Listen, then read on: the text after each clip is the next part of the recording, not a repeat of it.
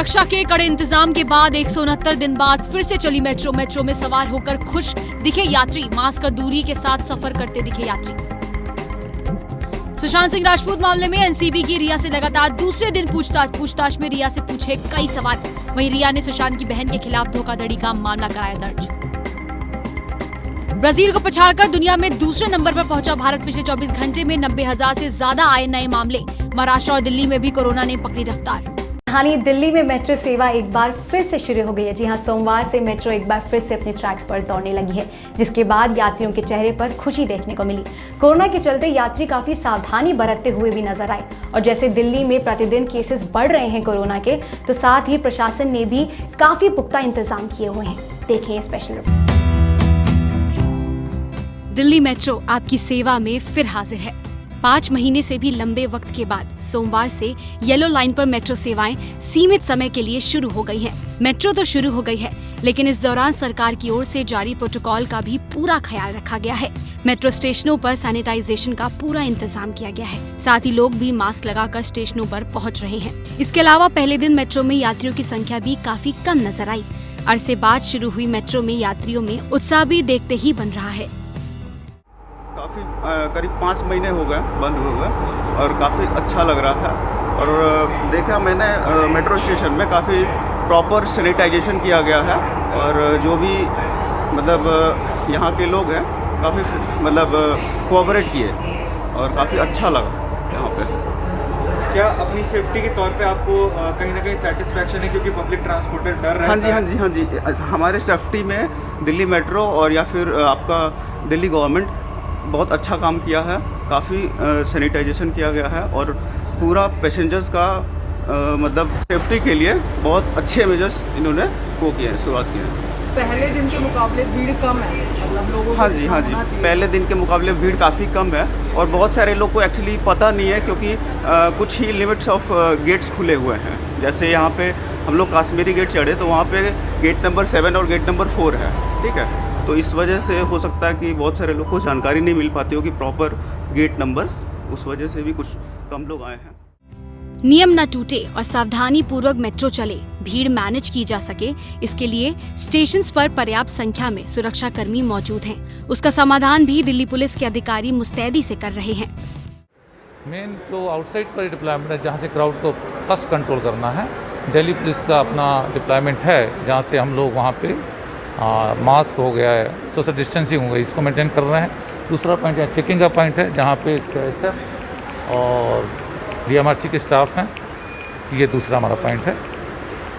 ये क्योंकि अभी चैलेंज ये भी है कि सिक्योरिटी पर्सनल जो है, जो आपका स्टाफ है, उनको भी बचाना है। तो किस तरह के सोशल डिस्टेंसिंग नॉर्म और सिक्योरिटी में क्या बदलाव हैं जिसके कारण आप ये सब अचीव कर पाएंगे? चूँकि ट्रांसपोर्ट रेंज मेट्रो के अलावा रेलवे और एयरपोर्ट को भी देख रही है और हमारे पुलिस पर्सनल इन 5 महीनों में लगातार इस कार्य को बखूबी इंतजाम देते रहे हैं और सफलतापूर्वक इंतजाम देते रहे हैं। एक तो वैसे भी ट्रेंड हो चुके हैं और मानसिक रूप से तैयार हैं कि हमें इस चुनौती को लेना है।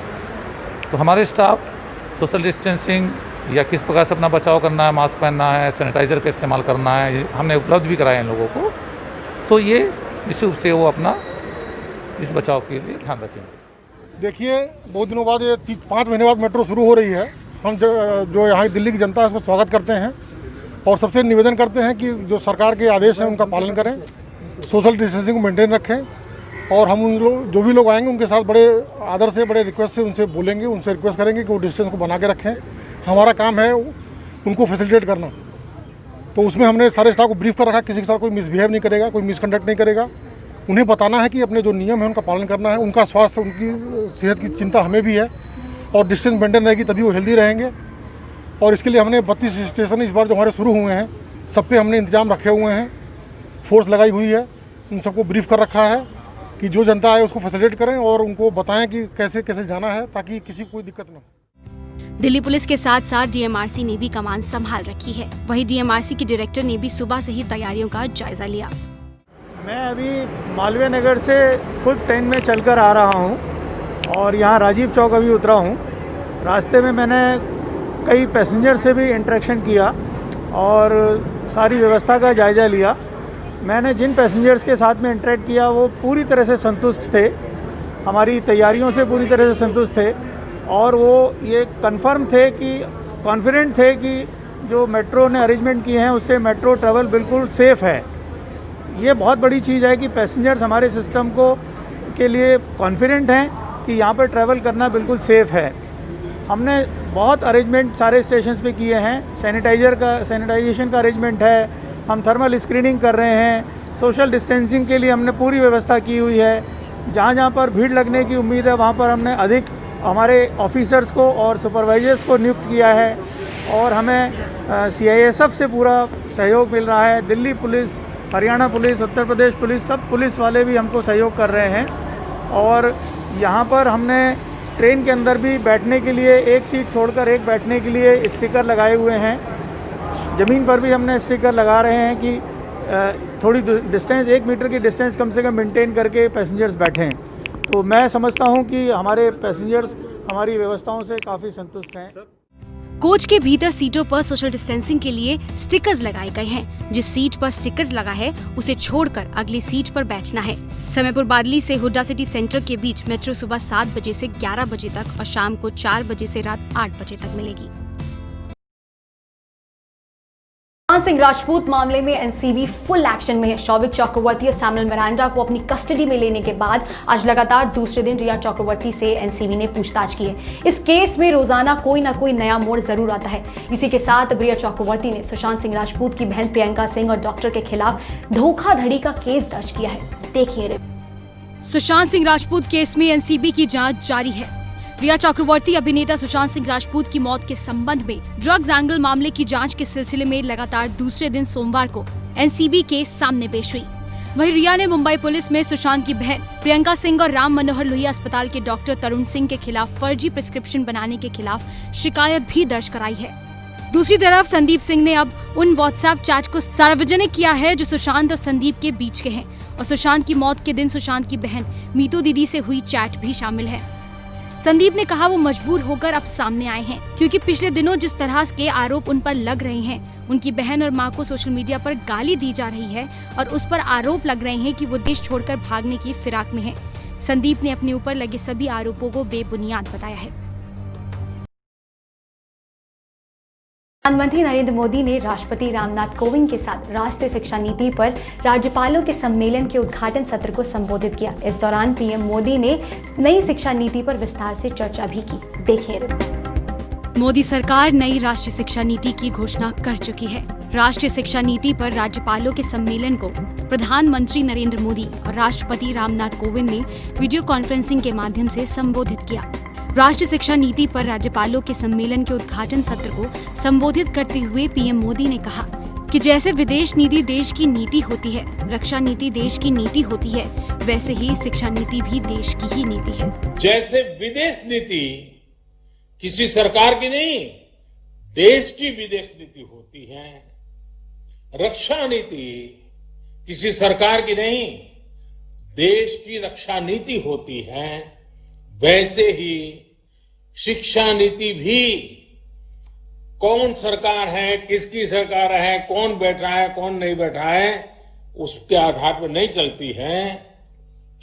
शिक्षा नीति देश की ही नीति होती है और इसीलिए 30 साल के बाद, बीच में कई सरकारें आई, 30 साल के बाद आ रहा है क्योंकि ये सरकारों के बंधनों में बंधी हुई नहीं है, ये देश के एस्पिरेशन से जुड़ी हुई है। वहीं इस दौरान राष्ट्रपति रामनाथ कोविंद भी मौजूद रहे।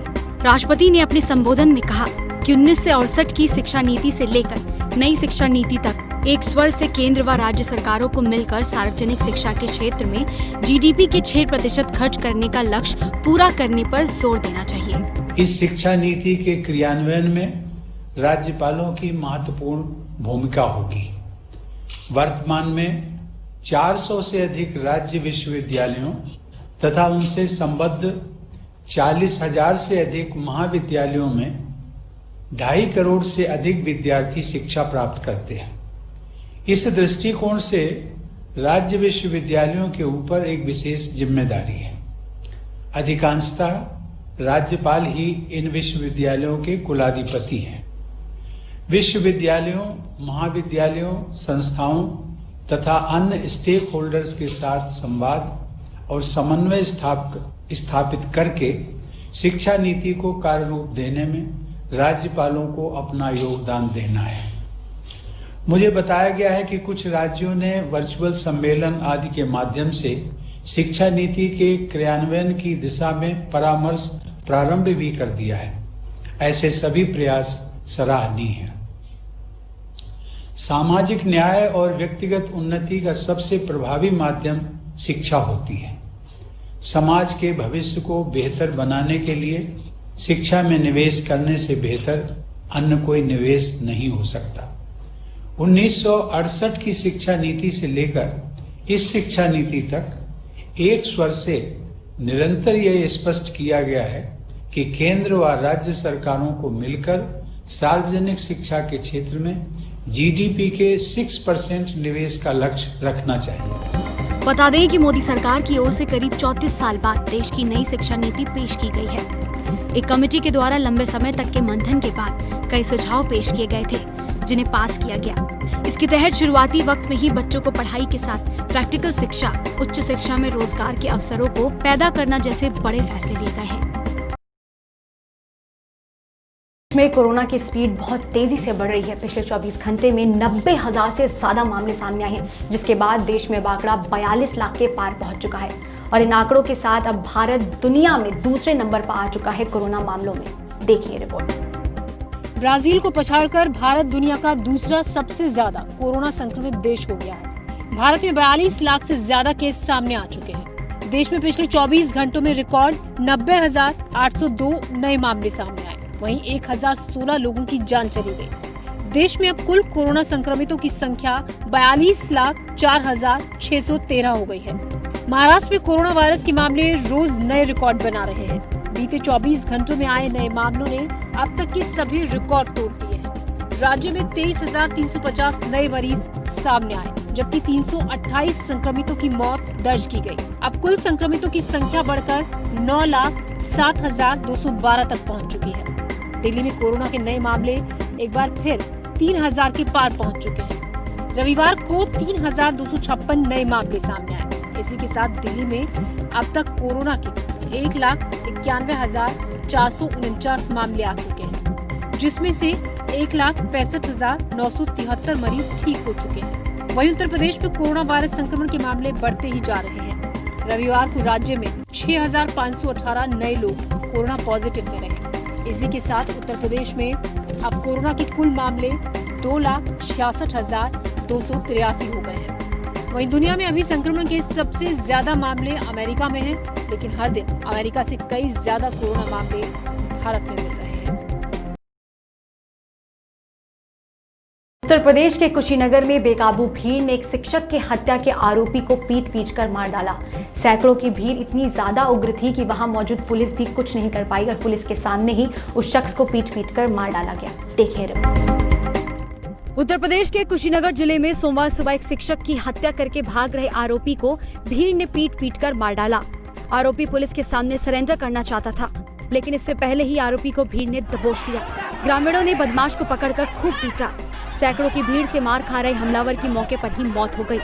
हैरानी की बात तो ये रही कि इस घटना के दौरान पुलिस वहां मौजूद थी, लेकिन पुलिस भी उस भीड़ के आगे उसको बचा नहीं सकी। कोरोना काल के दौरान हमने बहुत सारे लोगों को कोरोना वॉरियर्स का दर्जा दिया है, जिसमें से एक है एमसीडी के कर्मचारी। जी हाँ, जिन्होंने अपनी जान पर खेलकर हम सबको सुरक्षित रखा है। और इन्हीं एमसीडी के कर्मचारियों को अब वेतन नहीं मिल रहा है। पिछले 5 महीने से इन लोगों को वेतन नहीं मिला है और पक्ष और विपक्ष एक दूसरे पर आरोप लगा रहा है और बीच में अगर पिस रहे हैं तो ये सफाई कर्मचारी।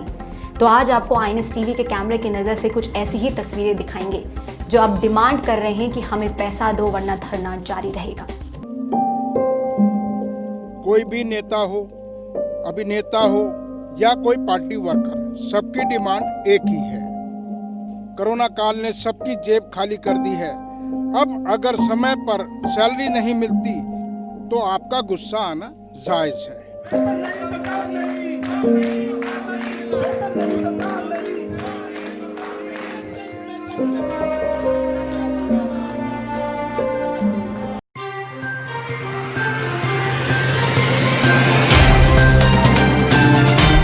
Subscribe now and press the bell icon. Never miss an update.